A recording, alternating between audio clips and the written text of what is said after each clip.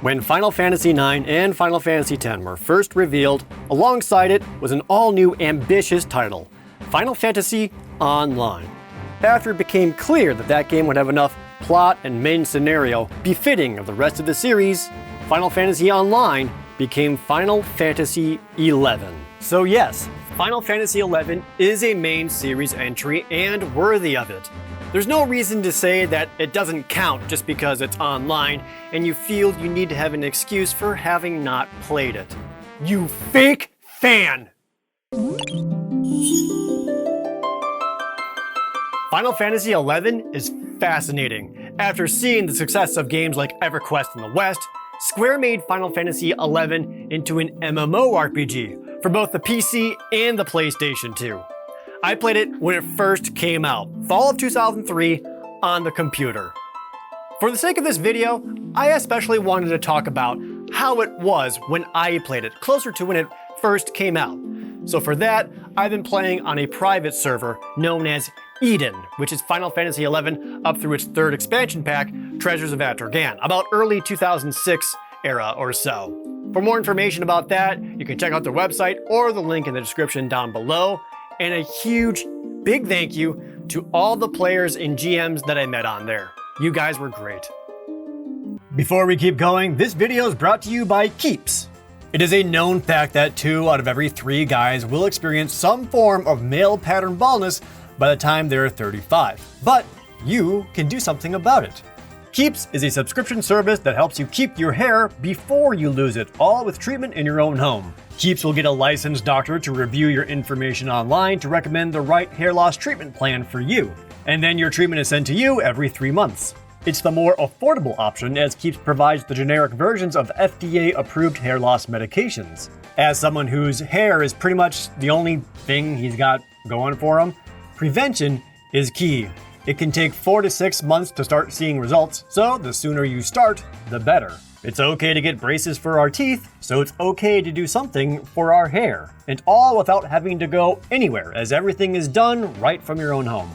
Go to keeps.com/ProJared for 50% off your first order. That's keeps.com/ProJared. Or use the link in the description down below for 50% off your first order.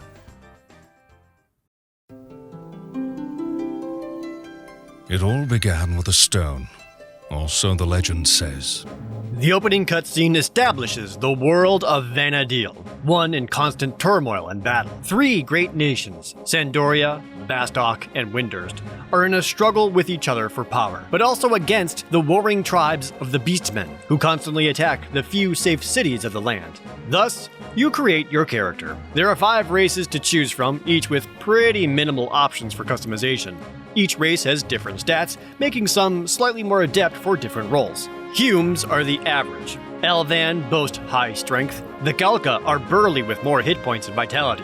The Taru excel at magic, and the female-only cat girl Mithra represent high dexterity and people who are horny. Then you choose one of the 3 nations to be your home, and all of your adventuring is done in their honor. And being heavily inspired by Final Fantasy III, you choose your beginning job. The standard base jobs are all there, but don't worry, you can switch to any job at any time by just going back to your Mog House. Also, I wouldn't get too attached to how your character looks during character creation, because even though he looks like this right now, in the actual game, it becomes something more like this. You know what? I'm getting ahead of myself.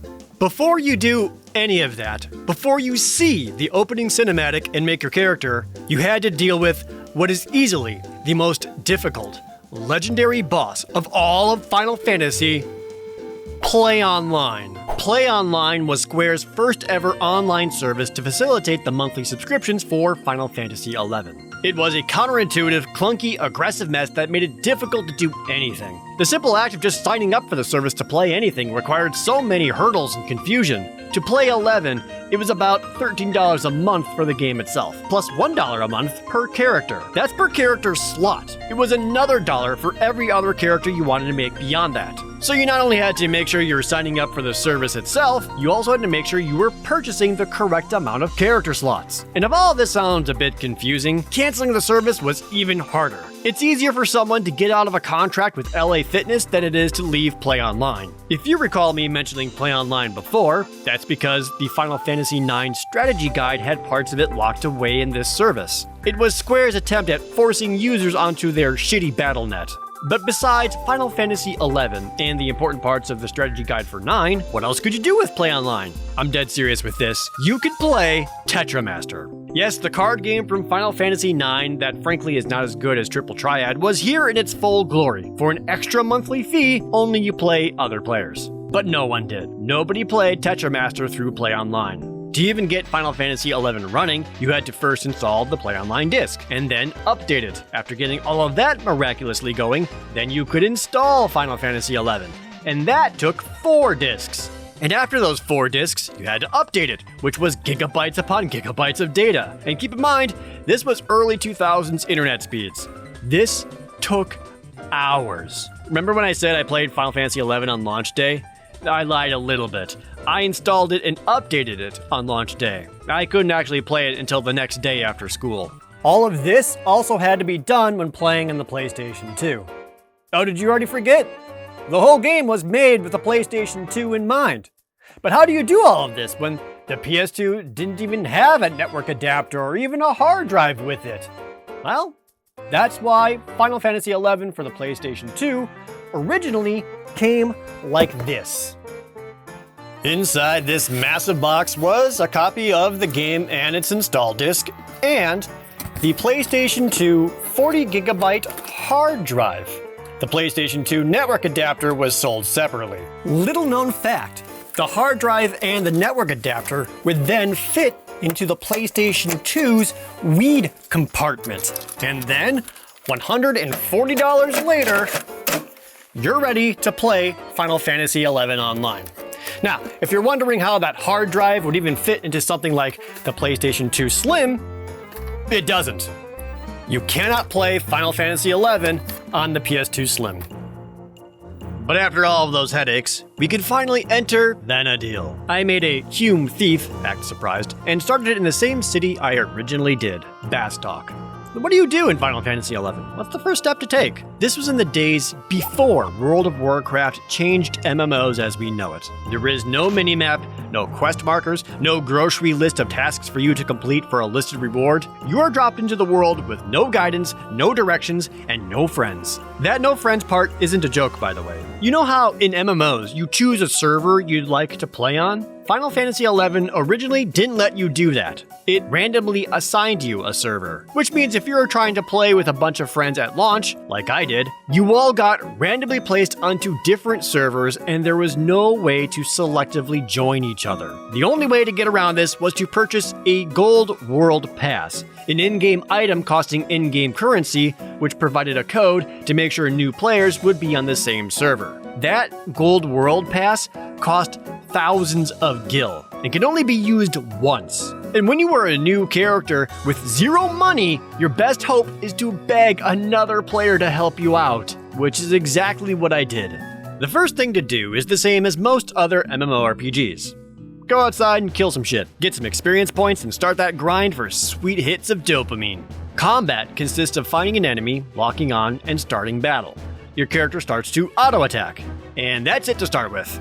As you play though, you'll begin to learn weapon skills associated with the weapon you use. The auto-attack builds a technique point meter, and once it fills, you can use a weapon skill. These attacks can be used in between auto-attacks, and often have additional effects. More damage, poison, stun, silence, or elemental damage. As you level, you also learn additional commands from your job. For example, with Thief, Steal, or Sneak Attack. Until you get any of these though, this is as involved combat gets. Attack. Attack. Attack. True story.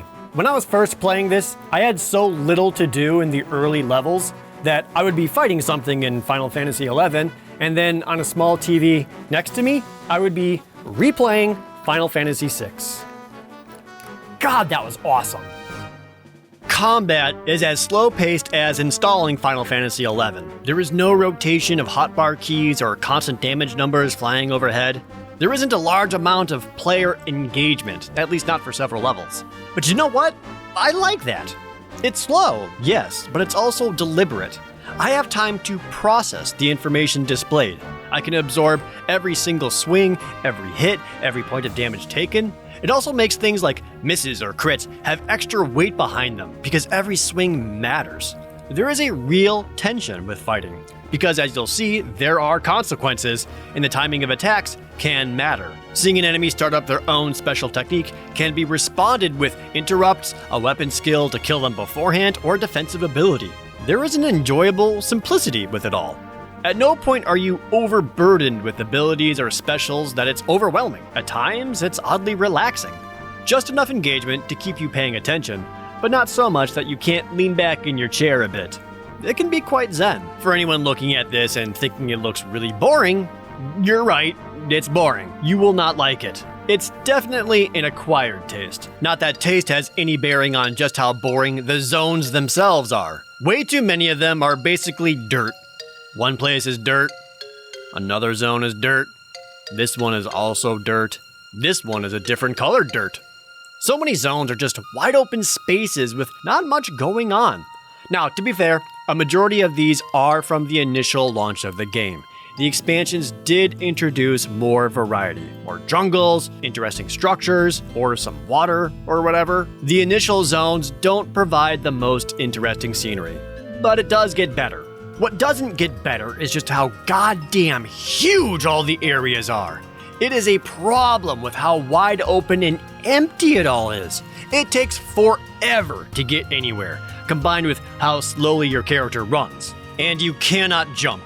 They essentially overcompensated the size of the zones for the expected active player base. Even at its peak, these are too large. Even seeing wandering monsters is sparse. And the towns aren't any better. They can be just as big, only with winding passages and, even worse, split among multiple zones in the town itself. As an example, going from the south entrance of the Bastok mines to the northern exit of the Bastok port takes 4 minutes and 51 seconds. Even with the shortcuts unlocked, it takes a lot to traverse. I wouldn't mind any of this so much if every single area was reduced by like a third. A lot of this frustration is thankfully offset by some honestly great music. Sure, Gustaberg is a big pile of dirt, but the music here makes running across it so chill and relaxing.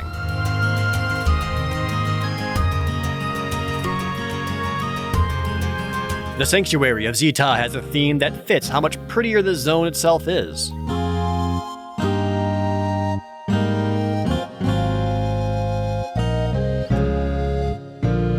I'd be remiss if I didn't mention the town themes either. I love Bastoks.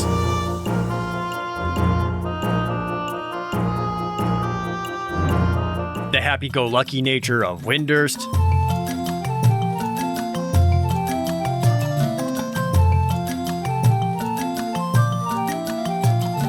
and the grandness of Juneau. Not only that, but there are some awesome battle themes. They change depending on where you are and whether or not you are in a party. I never got tired of them, and my personal favorite is Battle in the Dungeon 2.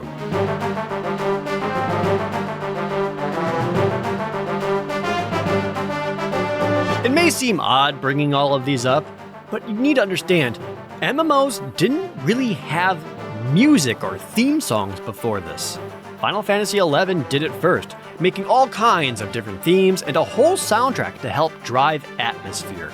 Speaking of battle music, the main gameplay element of Final Fantasy XI is pretty much the same as any other MMO. Run outside and start killing. It's the typical drive of these kinds of games. Level up so you can see your numbers go higher and move on to the next dangerous zone.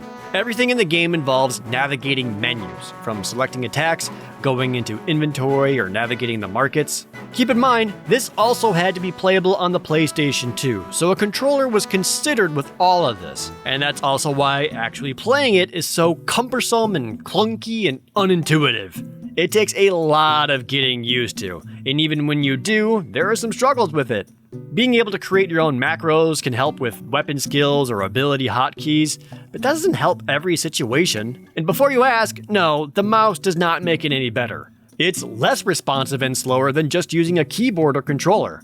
For all my time playing, I basically ignored the mouse because of its unreliability. The most frustrating thing to do is just target the thing you want. It makes you cycle between every target on screen, and sometimes off screen, from left to right. It can take several button presses just to get to the thing in front of you, whether it's as simple as the auction house window, or as imperative as an enemy before you. What's that? Getting attacked and you want to select it? Sorry, did you mean every single party member and then the monster way off in the distance first? Again, PS2 controller. But admittedly, there is a modicum of enjoyment that comes from hitting that level up, or even seeing your numerous skills raised with your actions. There's even more fun when you manage to gather a good party and efficiently chain monster kills for huge bonuses of experience points. Especially since with how much the combat system rewards coordination. Combining weapon skills in the right order for massive skill chain damage, knowing when to provoke off of another party member, and managing magic points for the casters. Everyone has a role. There is enough combination potential for everyone to pay attention for the benefit of the whole party. And you better like playing with a party because you have to have a party to do anything in this game. The party system is absolutely forced upon you. You can reasonably level up on your own from level 1 to about level 10. But after that, monsters become so damaging and so difficult, soloing becomes impossible. This results in you shouting that you're looking for a party, and then waiting around for potentially hours for someone to finally say, hey, they need you. Even white mages or warriors can have trouble getting a party going. And then you have to wait for everyone to get to the right area, and with how big the zones are, this can also take another 20 to 30 minutes of waiting. And then you finally get a party going, only for 45 minutes later, someone says, hey, gotta go, my mom says dinner is ready. And then some annoying guy in the party makes everybody hear this sound. It's not just experience parties. You need a party for everything. Dungeons are filled with a ridiculous amount of monsters. It's too difficult to fight them one at a time, so they frequently come in multiples. And this is a game where more than one enemy can be devastating to even the most prepared party. Some dungeons are even worse than this. They can require full-on raid parties of 18 people to reasonably get through. And just like other areas, these dungeons are huge. It can take hours to get from start to end. Quests often are in incredibly dangerous areas or have to take on very difficult monsters. And if you get targeted by an enemy that is too difficult for you to deal with, you have two options. Die, or run all the way to the zone line while every single monster chases after you. MMO players of old know exactly what it means when someone yells, train to zone. It sucks when this happens, but it's really funny when you see it happening to someone else. You cannot solo Final Fantasy XI. Even if you just wanted to do the story, it's impossible. The multiplayer aspect in the massively multiplayer online RPG is aggressively forced. You better be ready to commit and make some friends quickly, especially since this game is an MMO that does not respect your time. Everything takes forever, and there are almost zero conveniences. I already mentioned how you have to run everywhere and you don't move the fastest. You can use other methods like boats, which also means waiting for them to arrive up to 10 minutes at a time. And when you get on the boat, you have to ride it all the way over, which means waiting for several more minutes to reach the other side, while monsters spawn to attack you. There are airships, of course, but you need to acquire an airship pass to use them. This means either hitting a certain point in the story when you're about level 40 or so, or purchasing one for 500,000 gil. That's $500,000, while quest rewards typically give you a scant few hundred at best and a pat on the head at worst. But just like boats, you have to wait for them to arrive, get on, and then wait while the airship flies you to your destination while you do f*** all. Teleports? Well, for that, you need to run to the different Crag Warp Point destinations, acquire the warp crystals, and then only white mages get the spell to teleport you there. Outpost Warps? For that, you have to hope your home nation takes over that area in the conquest map, which tallies every week, and then grab a supply quest to that specific outpost from your hometown, run there, drop it off, and now you can use the Outpost Warp for a fee. And if your nation doesn't have the outpost you wanted yet, too bad, maybe next week. There is no home warp or return or Hearthstone ability. You cannot choose to warp back to your homebound crystal. There's only one button that does that, and it's the Let a Monster Murder You button. And I know what you're thinking. Chocobos! They're the easiest to acquire and make running somewhere a safe, faster travel. You can't summon them anywhere like mounts, you rent them from specific stables. To get the privilege to rent a chocobo, it takes an entire day. Not an in-game day, your whole day. You must build trust with a scared chocobo, which you do by feeding it. You feed it once, and then it won't be hungry until the next in-game day. It takes 1 real hour to pass 1 game day. You have to try to feed that chocobo 6 times in a row, once each game day. That means it'll take you 6 real hours to feed it. It's that waiting that's so awful. You think that's long? Every single job gets a special ultimate ability, like the thief's perfect dodge or a monk's 100 fists. You can use these abilities once every 2 real hours. So you better be goddamn certain when you want to pop those off, which makes you not want to use it at all because you never know and you don't want it to be wasted. Plus, leveling up alone can take so long to do. Again, those first 10 levels on your own, not too bad. It's when it starts to require parties that it gets arduous. The act of healing back up to full can also take a long time. There's no auto regeneration or food to quickly heal up. If you're low on hit points or magic points, you must go into a heal stance, which is basically you praying nothing comes along and attacks you while you do this. Then you wait for yourself to slowly heal up. Once you reach hundreds of hit points, it can feel like you do 1 or 2 fights and then kneel down for another 5 minutes at a time. Doing anything while you're like this, including being attacked by a wandering monster, interrupts the heal and you have to start again. But let's be real though, few things in this game feel as good or as satisfying as hearing this.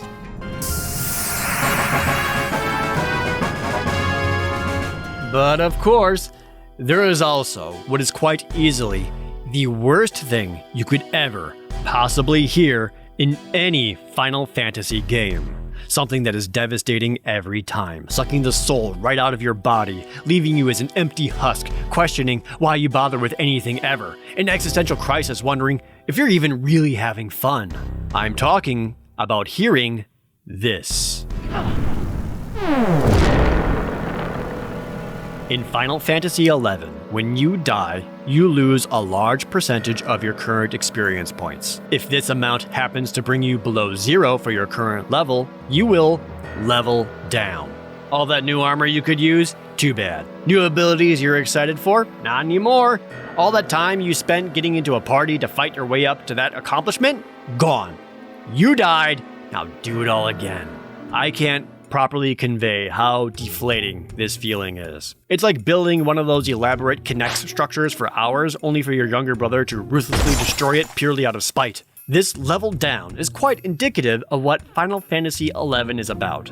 The game isn't difficult, just very punishing, and any kind of accomplishment or acquisition is a monumental success. You have to fight, scratch, and claw for every inch of progress. And if you screw up, you'll get kicked back 20 feet, spat on, and stabbed once more for good measure. Actually, I take all that back. This might be the worst sound in the game. It was ruthless. It always felt like you were spending a lot of time for not a lot of progress, and it could be exhausting just to do the simplest of tasks. And I like it.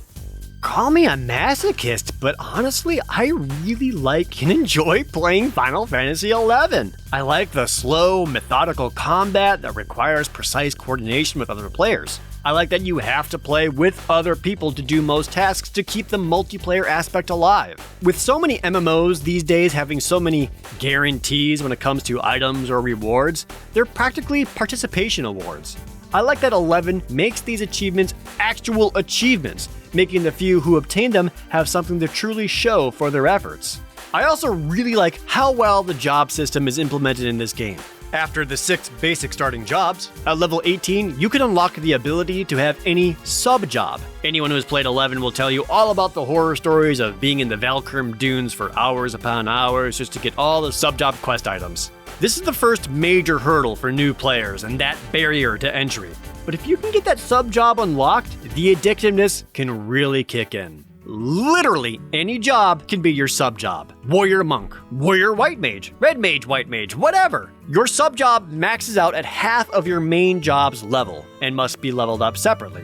But you get all the abilities, traits, spells, and stat increases that the sub-job's level would bring. Even better, once you start unlocking advanced jobs, you have a ton of combination options. Paladin, Dark Knight, Ninja, Summoner, Blue Mage, Samurai, Dragoon, tons more. Obviously, some job combinations make more sense than others. You don't exactly see many Warrior Black Mages, but the option to do so is there. What I like a lot about these jobs is that they don't fall under the strict party role trinity that we are used to. It goes beyond the typical tank, healer, damage dealer archetype. There's a lot more utility classes and flexible ones. I love playing a thief in any game that I can, and it's great here. Sneak attacks, stealing actually provides items, passives for better item drops and more money. Most importantly, Thief can use Trick Attack to help control aggro within the party.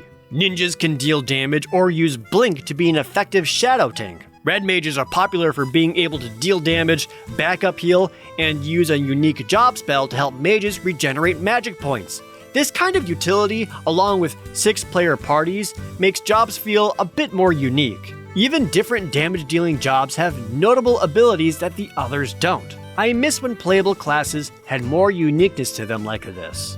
I also like that when you start and every time you log in, you are basically given 0 direction. It's up to you to choose what your adventure is today, even if it's just exploring. Finding quests means talking to as many people as you can and handwriting notes when you need it. Same goes for crafting. Remember the crafting recipes or at least write them down. I like running around in a circle for hours on end hoping to make a rare lizard spawn to have a 5% chance at making a really good boots drop. Can't look. I can't look.